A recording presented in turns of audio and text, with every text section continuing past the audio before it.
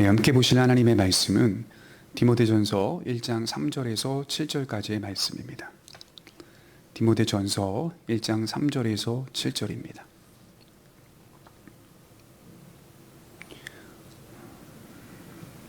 통독하겠습니다. 내가 마게도냐로 갈 때에 너를 권하여 에베소에 머물라 한 것은 어떤 사람들을 명하여 다른 교훈을 가르치지 말며 신하와 끝없는 족보에 몰두하지 말게 하려 함이라. 이런 것은 믿음 안에 있는 하나님의 경륜을 이룸보다 도리어 변론을 내는 것이라. 이 교훈의 목적은 청결한 마음과 선한 양심과 거짓이 없는 믿음에서 나오는 사랑이거늘 사람들이 이에서 벗어나 헛된 말에 빠져 율법의 선생이 되려 하나 자기가 말하는 것이나 자기가 확증하는 것도 깨닫지 못하는도다. 디모데전서 세 번째 시간입니다. 바울은 디모데를 에베소 교회에 머물게 하였습니다. 디모데를 머물게 한 것은 어떤 목적이 있었겠죠. 그것은 에베소 교회 안에 어떤 사람들 때문이라고 본문은 말씀하고 있습니다. 여기서 어떤 사람들이란 잘못된 사상과 잘못된 철학, 잘못된 진리를 전파하는 사람들을 뜻합니다. 믿음을 말하면서 또는 진리를 말하면서 믿음을 말하지 않고 진리를 말하지 않는 거짓된 사람들입니다. 결국 그들은 인간의 지혜를 말하는 자들이라고 평가할 수 있겠죠. 결론적으로 그들은 하나님과 아무 상관이 없는 자들이요 복음과는 동떨어진 자들이라는 뜻입니다. 먼저 여러분, 사도는 어떤 성격을 띤 자들입니까? 첫째로 복음을 전파하는 자들이 사도입니다. 사도들은 언제나 복음을 전하는 그 일에 힘썼습니다. 예수님이 그리스도라는 사실에 힘썼습니다. 어디서든 예수님을 전하고 예수님께서 말씀하신 교회를 세워갔습니다. 가정에서 교회를 세우기도 했고 회당에서 교회를 세워가기도 했습니다. 복음을 전파하는 사람들이 바로 사도들이었다라고 말할 수 있겠죠. 그런데 우리가 오늘 한 가지 더 유념해야 할 것이 있는데, 사도들이 복음을 전파하는 것으로만 끝냈는가? 이 질문을 해볼 수 있죠. 사도들은 복음을 전파하는 것과 동시에 그 복음을 지켜내는 일에도 힘을 썼다는 것이죠. 칼빈은 이에 대하여 이렇게 말하였어요. 얻은 것을 보관하는 덕은 그것을 얻기 위하여 구하였던 덕보다 못한 것이 아니다. 자, 구원을 받았습니다. 또 복음을 얻었습니다. 그것으로 끝나지 않고 그와 같이 중요한 사역이 있으니 그것을 보관하는 열심이다. 그것은 매우 중요한 사역이라고 할 수 있습니다. 바울은 전파하는 그 일에만 전념한 게 아니에요. 그러니까 곳곳에 교회를 세운 그 일에만 전념한 게 아니에요. 교회를 세우고 교회를 돌아보는 일에도 전념했습니다. 다시 말해서 교회 안에 예수 그리스도의 참된 가르침이 뿌리가 내려질 수 있도록 힘쓰고 애썼다는 것입니다. 그것을 보관하는 일에도 전념했다는 뜻입니다.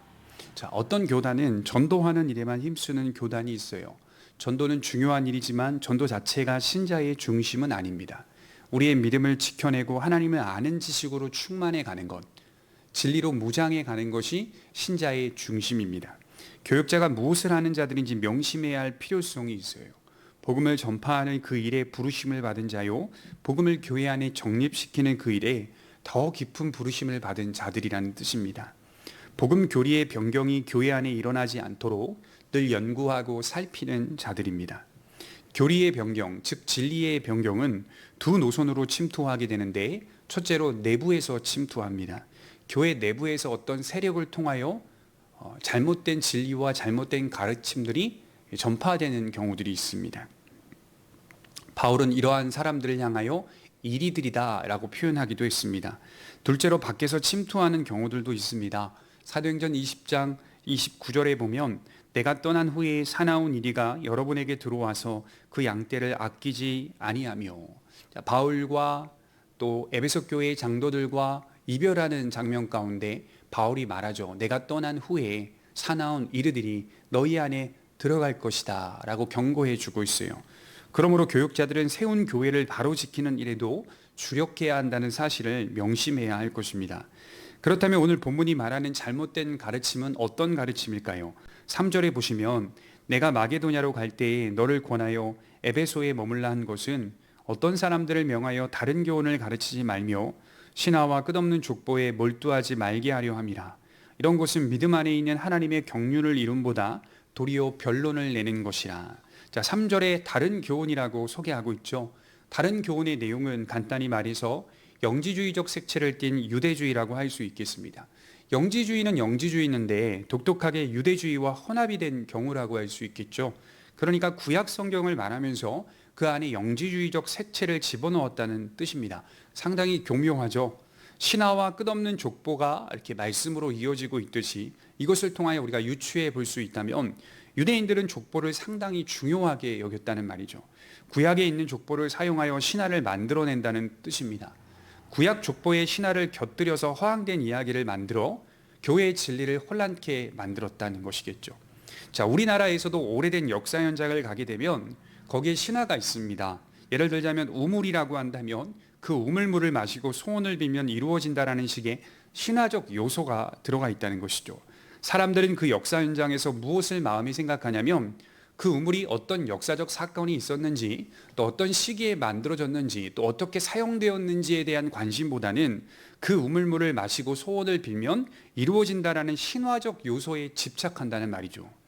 그래서 남는 건 신화라는 말이 있어요. 이처럼 인간은 어떤 신화적 요소의 매력을 느낍니다. 이렇게 하여 진리를 혼잡하게 만들었다는 뜻입니다. 여러분, 구약 족보는 무엇입니까? 역사죠. 그 역사적 사실에 신화라고 하는 옷을 입혀서 사람들을 혼란케 했다는 것입니다. 생각해 보십시오. 이렇게 되면 유대주의가 우월하다는 그 진리만 남는 거예요. 유대인들은 기독교의 안에서도 자신들의 우월함을 나타내고 싶었던 겁니다. 그러나 성경이 말하고 있듯이 그들이 선택받은 것은 그들의 어떠함 때문이 아니라 하나님의 은혜요 전적 주권이었다는 사실을 말씀하고 있습니다. 신명기 7장 7절에 보면 여호와께서 너희를 기뻐하시고 너희를 택하심은 너희가 다른 민족보다 수요가 많기 때문이 아니니라. 너희는 오히려 모든 민족 중에 가장 적으니라. 하나님이 이스라엘을 선택하신 이유가 뭡니까? 그들이 사랑받을 만한 자격이 있어서요? 그들이 어떤 조건이 있어서요? 그게 아니라 다만 그들을 사랑하심으로 말미암아 그들을 택하셨다. 이렇게 말씀하고 있는 내용입니다. 그러므로 유대인들은 하나님의 사랑을 입었다는 사실에 더 겸손해야 했고, 이런 은혜가 복음 안에서 유대인에게서뿐만이 아니라 헬라인에게도 이방인에게도 확장된다는 사실을 공평하게 인정하고 나눌 수 있는 사람이 되어야 했습니다. 그래서 복음 안에서 이해하는 역사는 누구도 우월감에 빠질 수 없다는 사실이에요. 물론 이런 건 있어요. 복음 자체는 독보적이고 우월합니다. 그러니까 우리가 믿는 예수 그리스도라는 복음은 유일한 지식이요 독보적이고 우월합니다. 다른 어떤 종교가 가지고 있지 못한 유일한 지식이요 유일한 길이요 독보적인 내용입니다. 그건 분명해요. 우리가 그것을 붙잡고 확신하며 사는 거예요. 그러나 그것을 믿고 있는 사람들이 우월한 사람들은 아니라는 거예요. 그것을 믿고 있는 사람들이 독보적인 사람들은 아니라는 거예요. 우리도 죄인이요 한없이 연약한 자들이라는 뜻이에요. 그러나 유대인들은 이런 신화적 요소를 끌고 들어와서 자신들의 존재만이 우월한 존재라는 사실을 드러내주고 있더라는 것이죠. 또한 이런 잘못된 가르침은 교회 안에 점차 빠르게 확장되었고, 진리와 무관하게 타락한 인간의 자율적 사색을 진리와 혼합시켜버리는 결과를 초래하였습니다. 특히 바울이 이 점을 많이 강조하고 있는 것 같아요. 자율주의적 사색은 진리와 무관한 것이다. 예를 들자면 베레아 성도들을 생각해 볼게요. 사도행전 17장 11절에 베레아 사람은 데살로니가에 있는 사람보다 더 신사적이어서 간절한 마음으로 말씀을 받고 이것이 그러한가 하여 날마다 성경을 상고함으로. 자, 베레아 성도들은 하나님의 말씀을 간절한 마음으로 받아서 이것이 그러한가 하여 날마다 성경을 상고하였다. 사색했다는 뜻이거든요. 살피고 연구하는 그 일에 수고했다. 이런 뜻입니다. 힘써서 이해했다라는 뜻입니다. 이것은 매우 합당한 자세이죠. 우리에게도 있어야 할 자세입니다. 성경이 그러한가 하면서 연구하고 살피며 이해해가는 자세는 너무 귀한 겁니다. 덮어놓고 믿는 것은 합당한 자세가 아니라는 말이 있어요. 그런데 오늘 제가 말씀드리는 자율주의적 사생이란 이와는 조금 다릅니다. 에베소 교회 안에 있었던 잘못된 사람들은 깊이 고민하고 수고하되 그 고민이 성경에 의존한 고민이 아니라 자율주의적 사색이었다는 거예요.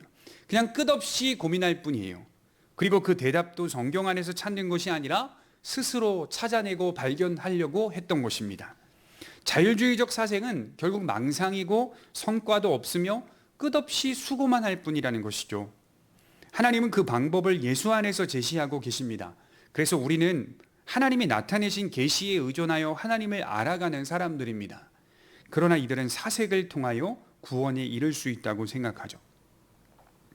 하나님께서 친히 내신 방법을 추구하는 게 아니라 자신들만의 방법을 찾아내어서 구원을 얻을 수 있다라고 생각한 겁니다. 그래서 영지주의라는 이 단어의 의미가 높은 경지의 지식을 깨닫는다. 우주를 초월한 경지의 지식을 깨닫는다. 이 깨달음이라고 하는 뜻이 있잖아요. 근본적인 지식을 깨닫는다. 그것을 깨닫는 자만이 구원에 이를 수 있다라고 해서 영지주의는 지식을 강조했어요. 인생이 자율주의적 사색과 또 수고와 노력으로 구원에 이를 수 있다면 예수님께서 이 땅에 오실 필요가 없었겠죠. 또한 성경을 주실 필요도 없었겠죠. 구원의 지식은 오직 성경을 의존해서만 발견할 수 있고 예수님을 통하여서만 이룰 수 있다는 말입니다. 엄밀히 말해 구원의 지식은 연구함으로 얻을 수 있는 게 아니라 회개함으로 얻을 수 있다. 너의 그런 자율주의적 사색을 회개함으로 얻을 수 있는 것이다. 내 방법, 내 방식을 회개함으로 얻을 수 있는 것이다. 그런 인간의 방법과 인간의 지혜를 회개함으로 얻을 수 있는 것이 구원입니다. 예수님 말씀하셨습니다. 연구하고 복음을 믿으라. 이렇게 하지 않으시고 마가복음 1장 15절에 회개하고 복음을 믿으라. 예컨대 모든 불신앙의 철학자들의 사색은 극단적으로 말해서 진리와는 무관한 것이고 이것은 결국 변론만 낼 뿐입니다. 그래서 오늘 본문 4절에 변론을 내는 것이라. 끝없는 변론. 변론은 또 변론을 낳고 그 변론은 또 다른 변론을 낳고. 여러분 우주의 기원을 생각해 보면 불신앙을 가진 철학자들은 끝없이 변론을 냅니다. 이러쿵 저러쿵 가설만 내고 있습니다. 영지주의자들은 유출 세계관을 가지고 있었다고 해요. 이 아이온이라고 하는 단어가 세계라는 뜻인데요. 이 아이온이 또 다른 아이온을 태동하게 되었고 그 다른 아이온은 또 다른 아이온을 태동하게 만들었다. 끝없는 세계의 유출을 설명합니다. 그러나 성경은 전 우주는 하나님의 창조로부터 시작되었다. 분명하게 강조하고 있어요. 따라서 자율주의적 사색은 건전한 연구가 아니라 불신앙적 연구요, 타락한 본성에 의존하는 거짓된 연구라는 것입니다. 박윤선 박사님이 그런 말씀하셨어요. 저희 대학원의 초대 총장님이시고 한국교회에 귀한 영향을 끼친 분이시죠. 계시 의존 사색. 기독교 신앙인들은 계시 의존 사색의 자세를 가져야 한다. 오직 진리를 의존하여 사색한다. 우리는 계시 의존 사색의 자세로 기독교를 이해하는 겁니다. 이것이 바로 베레아 성도들이 가진 자세였습니다. 하나님께서 우리에게 진리를 주신 목적과 믿음을 주신 목적이 있어요. 5절을 한번 볼까요? 이 교훈의 목적은 청결한 마음과 선한 양심과 거짓이 없는 믿음에서 나오는 사랑이거늘. 세 가지의 주된 모습이 있죠. 첫째로 청결한 마음, 하나님을 올바로 아는 마음, 하나님을 올바로 보는 마음이라는 뜻입니다. 둘째로 선한 양심, 오직 하나님 앞에서만 가져지는 자아반성의 심리라고 할 수 있겠습니다. 이것은 하나님 앞에서만 가져지는 심리입니다. 로마서 14장 22절에 내게 있는 믿음을 하나님 앞에서 스스로 가지고 있으나 자기가 옳다 하는 바로 자기를 정죄하지 아니하는 자는 복이 있도다. 이 선한 양심, 그 믿음을 스스로 가지고 있는 사람, 그리하여 자신의 믿음이 옳은지 그른지를 스스로 판단할 수 있는 자는 복된 사람이다. 이렇게 바울이 말하는 거예요. 그래서 우리가 진실로 거듭난 사람들이라면, 거듭난 양심을 가진 사람들이라면 하나님의 말씀을 통하여 계시 의존 사색이라고 했죠. 하나님의 말씀을 의존하여서 옳다 그르다를 잘 판단하며 살아갈 수 있어야 한다는 것입니다. 의리 속에 스스로 가지고 있는 선한 판단력과 선한 양심이 있기를 바랍니다. 셋째로 거짓이 없는 믿음에서 나오는 사랑. 이것은 예수님의 피와 성령 안에서만 용서와 평안을 누리는 신뢰심을 말합니다. 그러므로 신자는 자기 자신을 믿지 않아요. 나를 믿지 않으면 도대체 누구를 믿는데 이 세상을 살아가면서 왜 나를 믿지 못하는 거야? 그렇게 말해서는 안 돼요. 신자는 나를 믿지 않아요. 나를 부인하는 삶을 삽니다. 내가 틀렸다는 것을 인정하며 살아갑니다. 무엇이 틀리지 않았느냐? 무엇이 옳은 길이냐라고 할 때는 계시 의존 사색, 하나님의 말씀의 길을 추구하는 것, 그 안에서 삶을 살아가는 것, 그리고 하나님만을 신뢰하며 나아가는 것, 그것이 신자가 걸어가야 할 길이라는 거예요. 여러분, 우리는 틀린 사람들입니다. 우리는 옳은 길로 걸어갈 수 있는 그런 능력이 있는 자가 아닙니다. 그러니 우리가 언제나 의존해야 된다는 거예요. 이 믿음에서 머물며 살고 그 안에서 사색합니다. 이것이 바로 우리 믿음의 목적입니다. 그러나 오늘 바울이 말하는 어떤 사람들은 수많은 사색을 하기는 하나 결국 그들은 자신들이 무엇을 말하는지조차 알지 못하고 확증하고 있더라는 것이죠. 그래서 7절에 이렇게 말합니다. 율법의 선생이 되려 하나 자기가 말하는 것이나 자기가 확증하는 것도 깨닫지 못하는도다.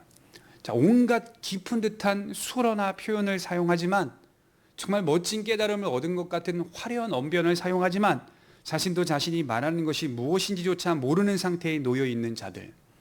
말을 하다 보면 큰 깨달음을 얻은 것 같은데 막상 계속 대화하다 보면 본인도 지금 자신이 무슨 말을 하는지조차 모르는 그런 허황된 사람들이라는 거예요. 이런 사람들이 세상에 얼마나 많은지 몰라요. 그러므로 예수님께 기대지 않는 어떤 신앙적 이론들을 화려하게 꾸며 말한다 하더라도 성경에 입각한 지식이 아니라면 우리는 분명하게 배척할 수 있어야 하고 그것은 망상이요 착각이라고 평가할 수 있어야 합니다. 하나님이 우리에게 주신 믿음은 처음부터 끝까지 양이 목자의 음성을 듣고 걸어가듯이 설계되어 있습니다. 양들이 목자가 될 수는 없습니다. 성경은 목자의 음성이요 주 예수님은 목자라는 사실을 분명히 기억하는 성도들이 되시기를 바랍니다. 우리 요한복음 10장 27절에 우리가 아주 잘 아는 말씀이 있죠. 내 양은 내 음성을 들으며 나는 저희를 알며 저희는 나를 따르느니라. 하나님의 양이라면 주 예수님의 양이라면 주님의 음성을 알고 주님을 따릅니다. 기도하도록 하겠습니다. 우리의 목자 되신 예수 그리스도 그분만을 바라보며 그분의 가르침 또 그분의 복음 앞에 우리의 삶을 전적으로 드리고 또 의존하며 살아갈 수 있는 지혜가 있기를 원합니다. 세상에 많은 사람들이 귀한 깨달음을 얻었다고 하지만 하나님의 말씀을 비추어 보면 그 모든 깨달음들은 허황된 깨달음이요 잘못된 이론이요 잘못된 길이라는 사실을 분명하게 볼 수 있는 눈을 허락하여 주옵소서. 우리에게 청결한 마음과 선한 양심과 거짓이 없는 믿음에서 나오는 사랑을 허락하여 주셔서 하나님이 기뻐하시고 원하시는 참된 믿음의 길을 걸어갈 수 있도록 인도하여 주옵소서. 감사드리며 살아계신 예수님의 이름으로 기도하옵나이다. 아멘.